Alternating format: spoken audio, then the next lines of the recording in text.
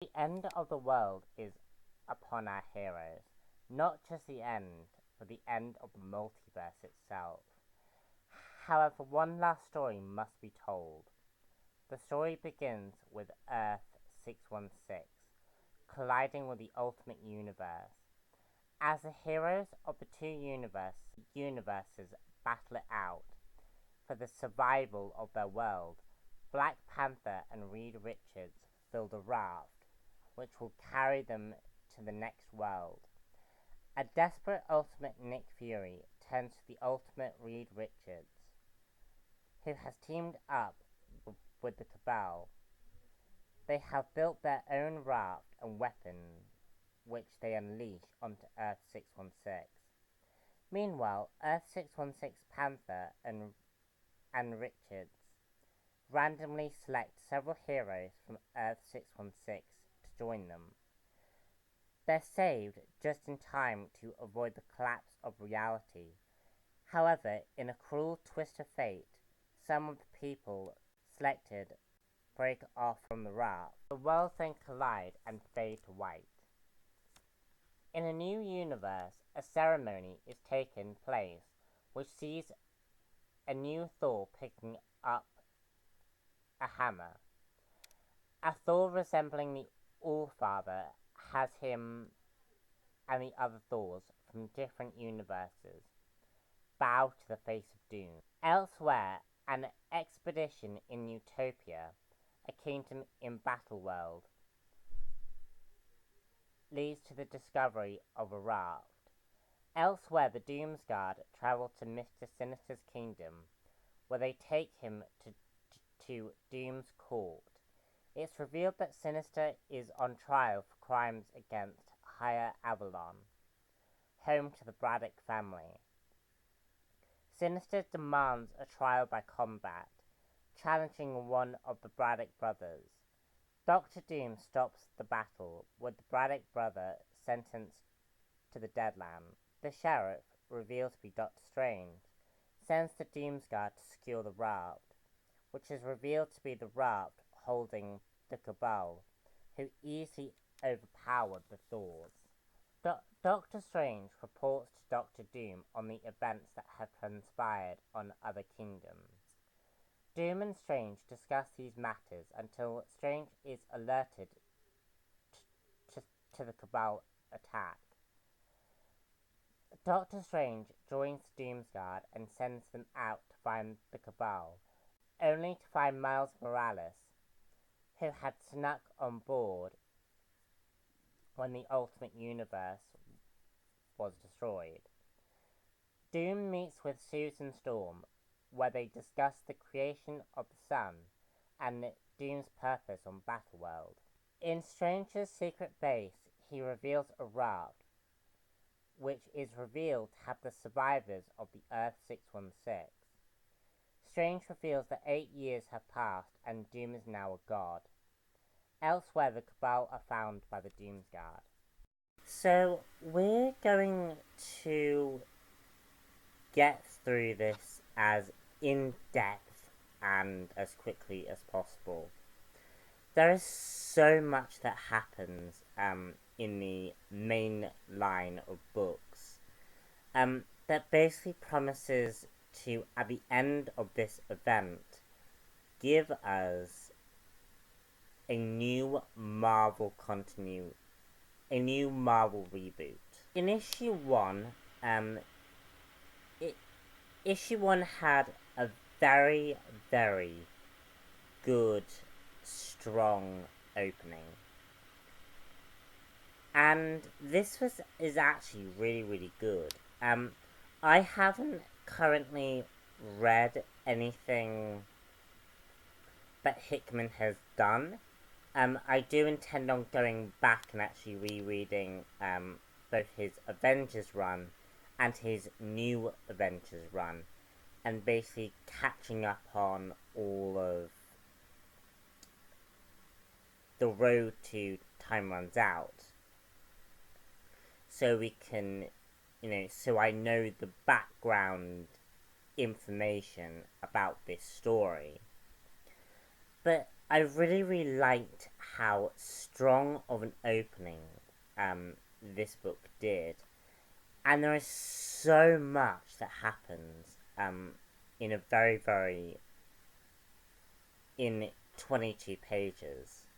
We have Doctor Doom, Doctor Strange, and I believe Molecule Man, who basically meet the Beyonders in the introduction to the story.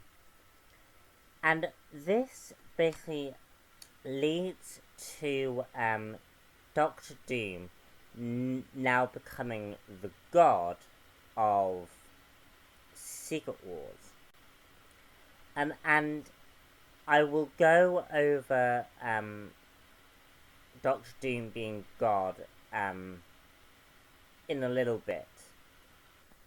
So Doctor Doom finally achieves true power.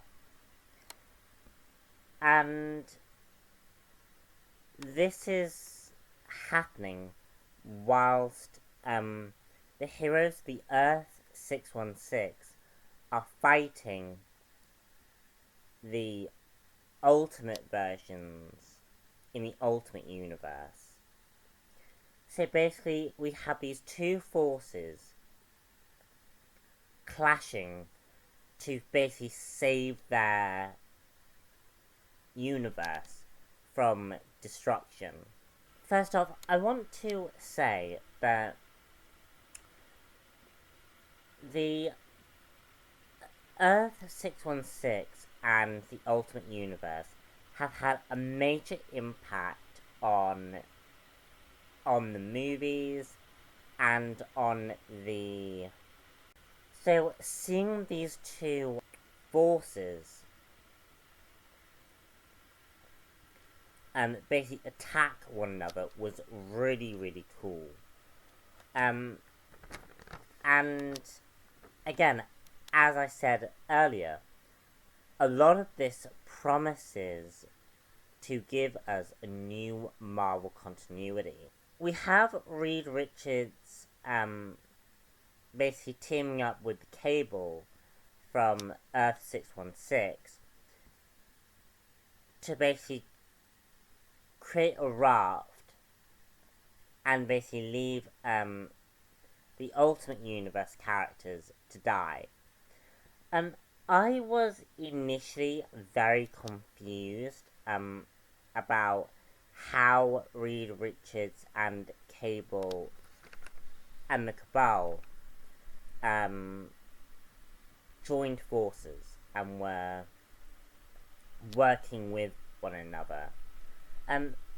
As I said, I hadn't read anything that Hickman did, and I pretty much went to the story more or less blind. But I really, really like the idea of an evil Reed Richards and him working with the Cabal. We next see Cyclops embracing the Phoenix, as he did in Avengers vs. X-Men. This was a really, really good idea. Because I'm not sure really where you could have taken Cyclops. The issue that I have with Cyclops embracing the Phoenix is we don't understand how he did this. Marvel has withheld Uncanny X-Men issue 600, which basically promises to explain everything that's happening in the X-Men continuity. And it's so unfortunate that we never got that issue, because it would have really helped to explain what was happening with Cyclops at this time. At any point, I'm glad that Cyclops was selected alongside Lady Thor and...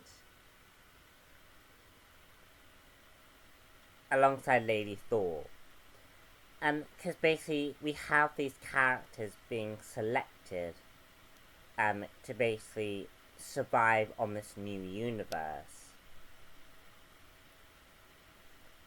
And I really like that mutants at the end seemingly were embraced, and that humanity didn't care that mutants were there, because it was the end of the world, and mutants played a major role in basically saving the universe.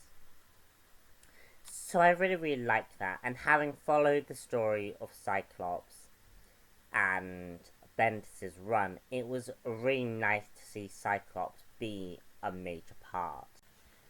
I really liked the idea of the raft boats heading towards this new universe. It was a great idea, and it basically kind of promises a bit of a mixture of gene pools between normal humans, superhumans, and mutants. And it would have been really interesting to see this blend of different genetics, which basically would have led to more of a superpowered human race, if you really think about it.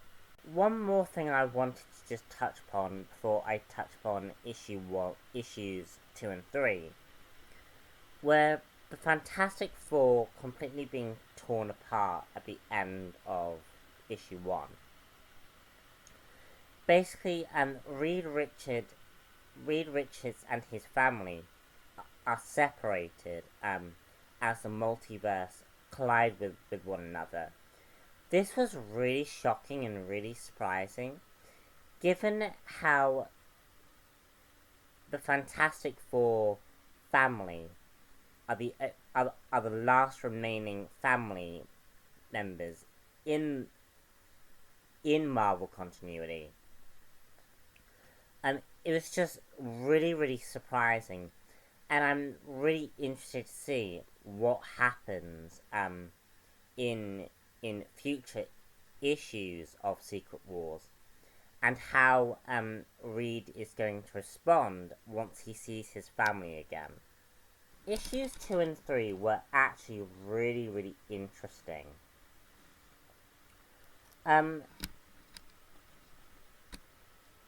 Issue 2 really sets up a very rich and deep culture, and a sort of class system as well. The Battleworld society is really interesting, and it's built on again on culture, class system, faith, and is the idea of kingdoms that I really liked. Surprisingly, there is a lot of Game of Thrones sort of elements in this story. Like with Original Sin, I found a lot of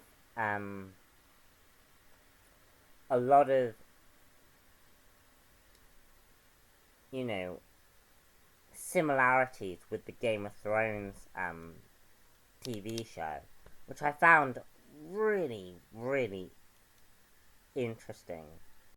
And I also liked how much that this universe ties into aspects from the Marvel universe, and kind of does some commentary on that universe. Finally, I just wanted to talk about Doom and Doctor Doom as a character. Doctor Doom as a character is really interesting. Doctor Doom really plays the god aspects really well. Doctor Doom is struck basically in issues 3 is very much a present god. Unlike the gods of Asgard and Christianity god, Doctor Doom is a present god. He lives among mortals, And although people see him as a god, Doctor Doom struggles with being there all the time. And I found this really, really interesting. Marvel's done an excellent job at portraying Doctor Doom and really giving him this sort of sympathetic kind of story. And actually very much reminds me of Eric Lenscher in the House of M story, with how Doctor Doom, well, Eric in the House of M story wasn't necessarily a bad guy, and that's kind of similar to what we're seeing in this story with Doctor Doom, and I found that really, really interesting. It's also implied that Doctor Doom might have a thing for Sue Storm.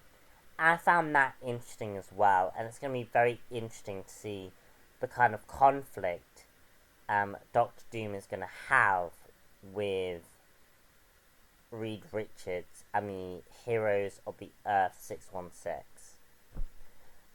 Great story, well worth picking up. And I'm just really, really happy with this event so far.